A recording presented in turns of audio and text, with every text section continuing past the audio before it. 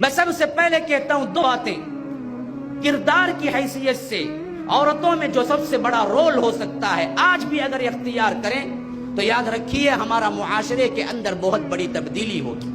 وہ تبدیلی اس طرح کہ اپنے بچوں کو موبائل سے دور رکھیے اور اپنے تھوڑے سے آرام کے لیے ان کے ہاتھوں میں موبائل پکڑا کے اپنے اپنے کاموں میں مصروف نہ ہونا.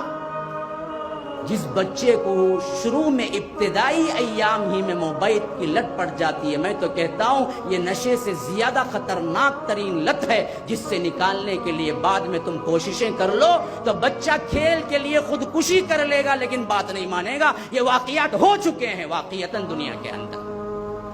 ہاں کسی ماں نے کیا ہے زبردستی فون لے لیا اور کہا کہ نہیں دوں گی تو ماں کے اوپر چڑھ دوڑا, ماں کو مار دیا, ماں کو گالیاں دینے لگا یہاں تک کہ کیا ہے خود کو مار لیا. ابھی قریب میں بہت زیادہ مشہور ہوا تھا واٹس ایپ کے اندر 6 گھنٹے لگاتار پب جی کھیلا اور ہارٹ اٹیک سے مر گیا.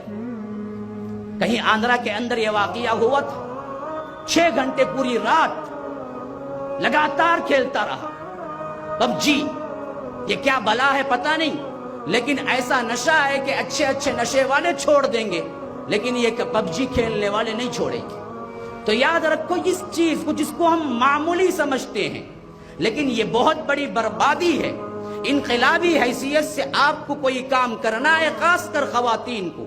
مرد حضرات تو گھر میں نہیں ہوتے, اپنے اپنے جاب کے اعتبار سے مصروف ہوتے ہیں, صبح نکلے تو شام آتے ہیں. پورا وقت گزارنا بچوں کو یہ ہوتا ہے کہ ماں کے ساتھ اور ماں بھی یہی چاہے کہ میرے سے دور ہو جائے اور جیسے اس کی مرضی ہے وہ وقت گزارے جیسے میری مرضی ہے میں وقت گزاروں. تو یاد رکھیے وہ والہانہ پن جو ماں کے ساتھ اٹیچمنٹ ہوتا ہے بچوں کو نہ ملتا ہے تو بچے بگڑ جاتے ہیں.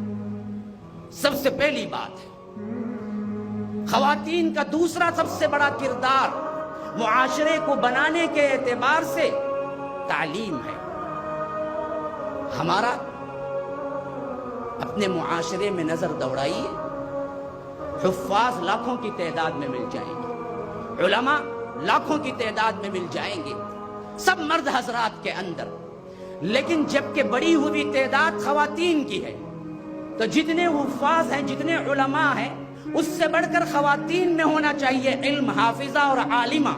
لیکن تعداد کے اعتبار سے 1/10 بھی نہیں آئے گا. 1/10 بھی اگر تناسب آپ قائم رکھیں تو آپ کو مرد میں جتنے حفاظ اور علماء ملیں گے خواتین میں نہیں ہونے کے برابر ہیں.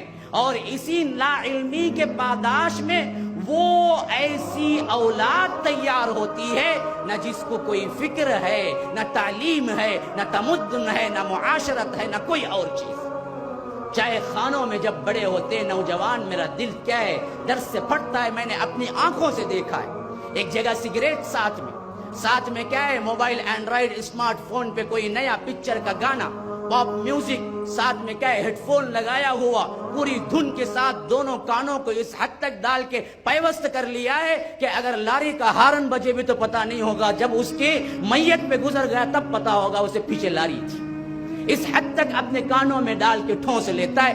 اوپر سے کیا ہے سگریٹ کے کش اور اس کے ساتھ ساتھ ایک ہاتھ میں میں نے خود یہ منظر دیکھا کہ ایک ہاتھ میں سگریٹ, ایک طرف چائے کی پیالی گرم رکھی ہوئی ہے اور ساتھ میں کیا ہے اینڈرائیڈ فون ہے اور اسمارٹ فون ہے اور وہ لگایا ہوا ہے, اس کے اندر ہیڈ سیٹ اور اپنے کانوں میں پیوست ہے اور دھن اتنی تیز ہے کہ بازو بیٹھے ہوئے کو بھی وہ ہیڈ سیٹ کے اندر سے آواز بج رہی ہے. اور ایک چائے کی کیا ہے ایک پیالی سے ایک گھونٹ لیتا ہے اور ساتھ میں ایک سگریٹ کا کش لیتا ہے, پھر ساتھ میں ایک گانا بدلتا ہے. ادھر یہ گرمی ادھر وہ گرمی, اوپر سے جذبات کی گرمی. تو انسان جی پائے گا؟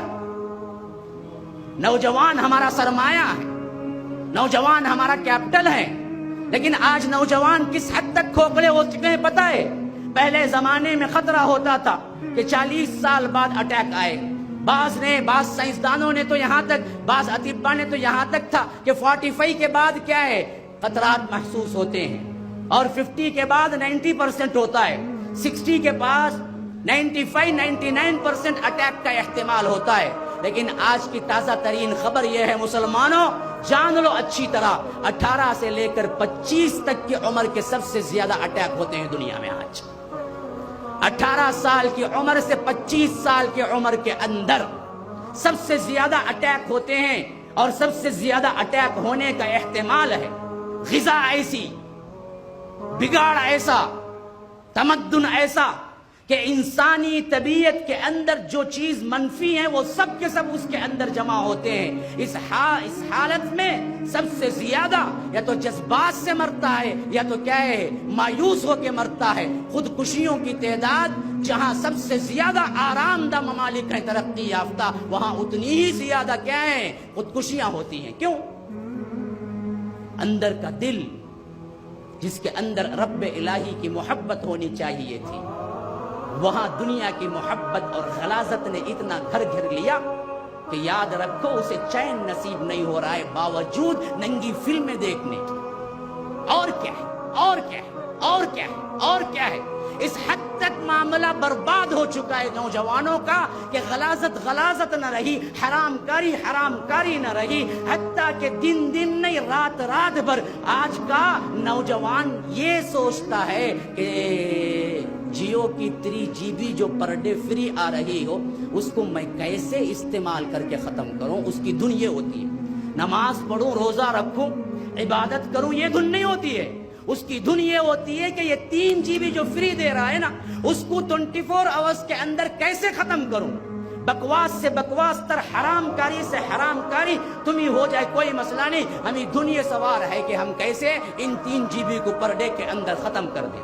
اس حیثیت سے غلاظت پر غلاظت دیکھتے ہوئے اس کا دل کبھی بھی دھڑکتا بھی نہیں، گناہ کے اندر یہ بے چینی جو ہوتی ہے وہ تک نہیں ہوتی، حتیٰ کہ عادی اس وقت تک کہ 3 4 بجے تک وہ اپنے آپ کو مصروف رکھتا ہے۔ عین نماز فجر کے وقت نیند آتی ہے تو 12 گھنٹے کو اٹھتا ہے۔ حیدرآباد کے ماحول کو خود دیکھ لو، ہمارے چائے خانے کب تک کھلے رہتے ہیں؟ میں تو دیکھ کے حیران ہوں۔ چنئی میں کیا ہے، 12 بجے کے بعد آپ کوئی چائے خانہ نہیں دیکھ سکتے پوری چنئی کے اندر۔ یہاں تو کیا ہے، ٹاپسٹ 2 گھنٹے کو چائے پینے کے لیے آتے ہیں، اور مشہور ترین چائے خانے جہاں 3 تک ملتی ہے، 4 تک کھانا ملتا ہے۔ 4 تک کھانا ملتا ہے تو پھر بندہ کب سوئے گا کھا کر؟ یہ پورا نظام جو بگڑا ہوا ہے، اس نظام کے ذمہ دار کون ہے؟ سب سے اہم درسگاہ کون سی ہے؟ یاد رکھیے، یہ دراصل وہی ہے جس کے لیے اللہ کے رسول صلی اللہ علیہ وسلم نے بار بار خیر خواہی کی نیت سے کہا کہ استوصوا بالنساء خیرا، استوصوا بالنساء خیرا، کہ دیکھو عورتوں کے ساتھ حسن سلوک کرو۔ یہ وہ عورتیں ہیں جن کو بڑی اہم